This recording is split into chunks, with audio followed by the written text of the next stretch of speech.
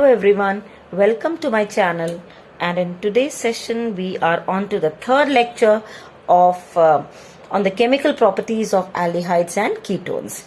And in today's session we will be discussing about reduction of carbonyl compounds to hydrocarbon.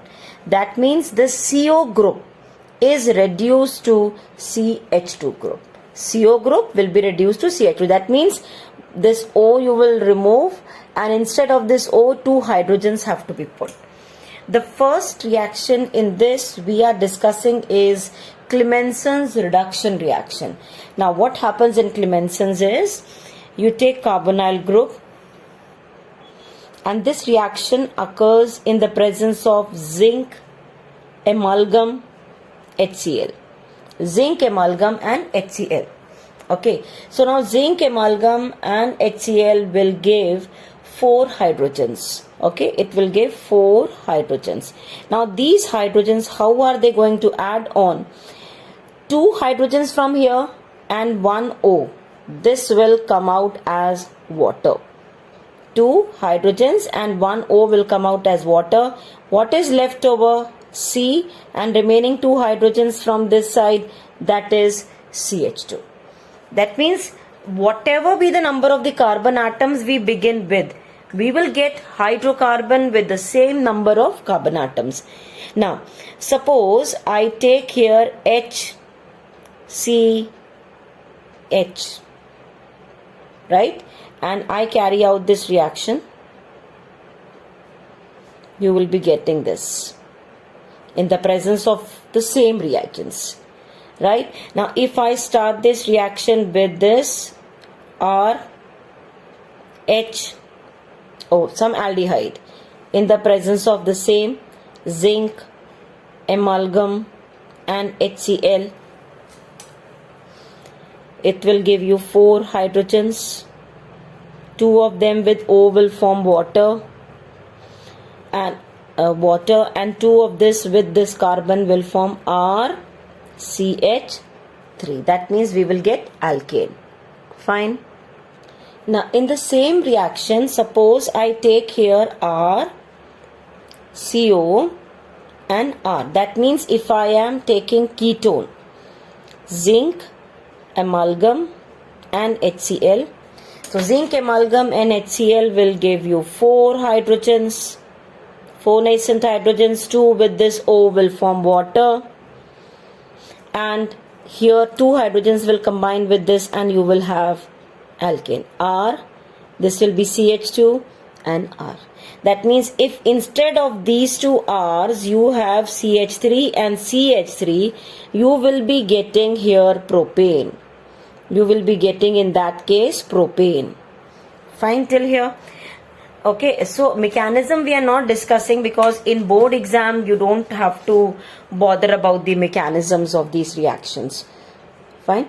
The next reaction which we are discussing is Wolff-Kishner's reduction reaction. Wolff-Kishner's reduction.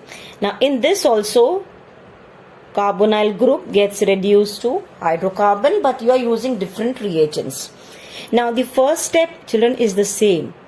Like we did in nucleophilic addition elimination, we are reacting this with hydrazine. Now this reaction occurs in the presence of, so that is later part, this O and O, this H2 and O first will come out as water. So you will have water.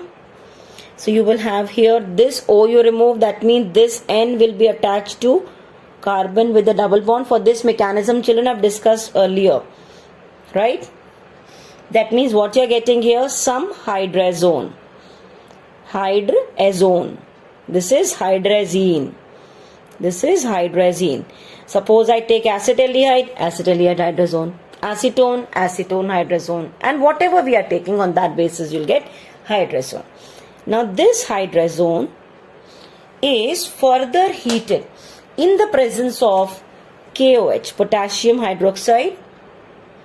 Instead of potassium, you can also use sodium. Sodium hydroxide or potassium hydroxide. This is used in high boiling solvent. High boiling solvent, children, and we are using here ethylene glycol.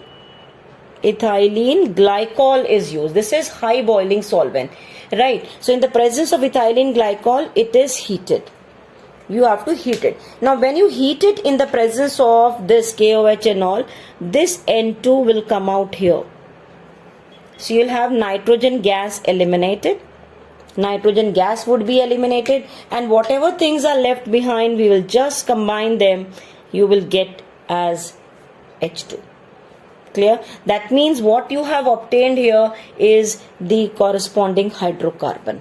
That means if I take here acetaldehyde, say aldehyde, some are H, you will get here R, you will get here H, you will get here R and H. That means you will be getting here same number of carbon, hydrocarbon, right? Now instead of this, suppose I take here also R, right? And then I use here R, then I will get R here also. That means with whatever number of the carbon atoms we are beginning, you will get the same number of hydrocarbon in the product. So carbonyl group is basically getting converted into hydrocarbon in Wolff-Kishner as well as the Clemenson's reduction reaction. Please make note of this also. This reaction is very important in conversions also. Like suppose you are having this COCH3. This is what, children? This is acetophenone. It is acetophenone. Now instead of acetophenone, children, sometimes you may have only benzaldehyde.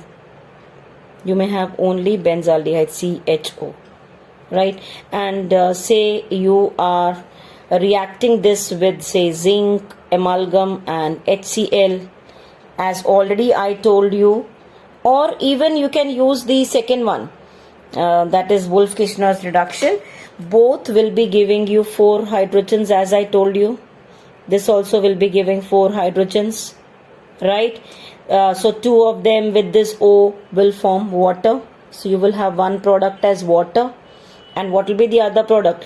Instead of this O, there will be 2 hydrogens. So what are you getting here is this, and you will be having here CH2CH3. That means ethyl benzene is obtained. You have some conversions here in your textbook where you will be required. It's a very important thing. If you're using some aromatic thing, then also you are getting the hydrocarbon. Instead of CO, you will just write CH2. That is, oxygen will be replaced by 2 hydrogens. Same way here. This is actually, if I open it up, it is C double bond O, and this is H, right? It is benzaldehyde. What is this? Benzaldehyde. Benzaldehyde, if you carry out the reduction, what you would be getting is this benzene ring, and instead of this you will be having just toluene. Acetophenone can be converted to ethyl benzene, benzaldehyde can be converted to toluene. So this is also a reduction reaction. Okay, so please revise. That is the main mantra which I've already told you for organic chemistry, and please do not forget to like, subscribe and share the details of my channel with your friends so that all get benefited. Thank you for watching.